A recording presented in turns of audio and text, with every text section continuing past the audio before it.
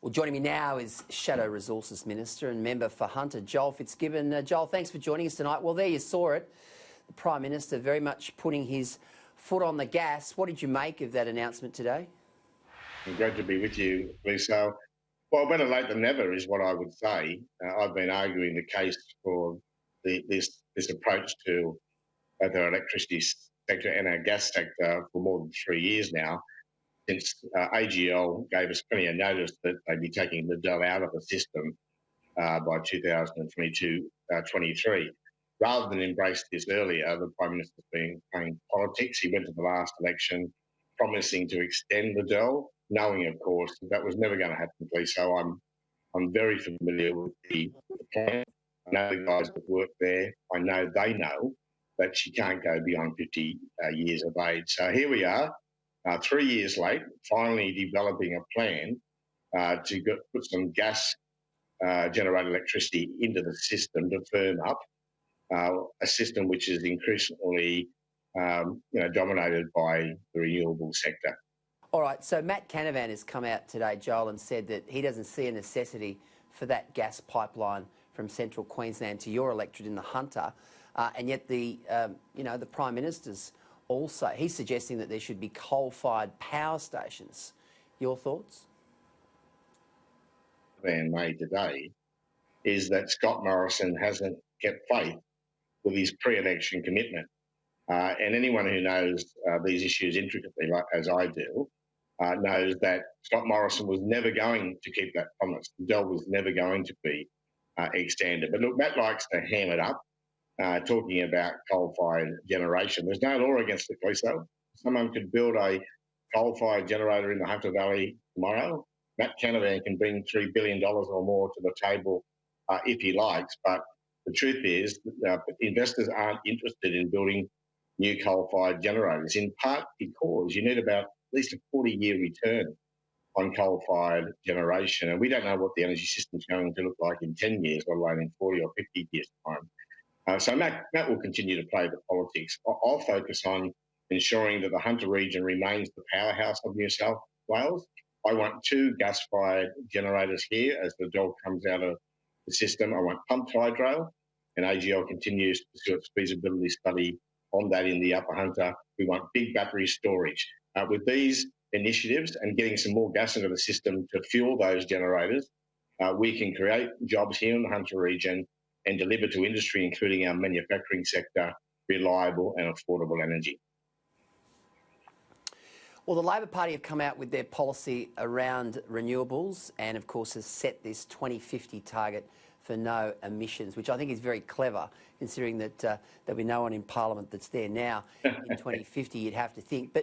But Joel, look, just on coal and that messaging, you guys, you've got to acknowledge, you've got this mob called Lean, who are obviously lefties, who are very keen to sort of ease out of coal, and you've only got to look at Twitter and see that no one supports coal from the left of the Labor Party. And yet, intrinsically, we saw seats like Flynn and Capricornia go to the LNP. Now, these are, Gladstone and coal mining towns like Clermont are part of those particular electorates. You guys should be winning those seats, and you'll have to win those seats if you want to get re-elected. But at the moment, that mixed messaging around coal is definitely impacting on people's perceptions in those areas. I'll remind you, first of all, that our commitment in 2050 is net zero emissions. It doesn't mean you're not producing any emissions. It means that in net terms, you're offsetting whatever emissions you might be putting into the atmosphere. But you're right, Chris. So we did send mixed messages last election campaign, mainly driven by the Adani issue. That was a mistake, and I hope we've learned from it. But the fact is that coal-fired generators do eventually come to the end of their economic and physical lives. The Dell will do that in a couple of years' time. In Queensland, there are the youngest generator in Queensland was only commissioned in 2007.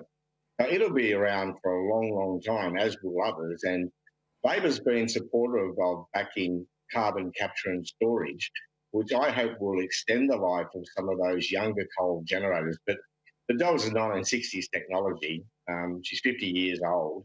And you can't apply carbon capture to a plant like that. You can't retrofit a plant like that. But some of the younger ones will be able to do. But the reality is they'll all come to the end of their life at some point. And we've got to make sure the best way to get more renewables into the system is to replace that firming power as the coal generators depart. And the only way to do that at the moment with current technologies is with gas, with pumped hydro, and of course you can firm up with battery technology as well. And I've spent the last 3 years working with my colleagues and with industry to ensure that the Hunter Valley is very much part of that new plan. Now, I know this is a state issue, but I've got to ask you this question because a couple of your federal colleagues, Anthony Chisholm and, of course, Shane Newman, have been very strong on this. They're supportive of the stage 3 of the Acland coal mine in regional Queensland. But, of course, the Palaszczuk government has made it very clear that it won't be approving that particular stage 3, where there are 600 jobs at stake. What would you say to the Palaszczuk government now? We're 5 weeks out, 7 weeks out from an election. Now, I've also been very clear that the Queensland government should approve stage 3 of Acland. New Hope's got a very important proposal there, good for the community, good for jobs. She says two things. One, she made an election commitment not to approve it until all legal proceedings were dispensed with. So she feels she's got a commitment to the electorate. I understand that. But the fact is that despite the High Court challenge brought on by the activists, the local environmental group, there's nothing stopping the Queensland government from approving Acland tomorrow. It would be the company for it to decide whether to take the risk of starting the project only to lose a court case in the High Court down the track. And I know they're prepared to take that risk because I also know that they are very, very confident of defeating that High Court challenge.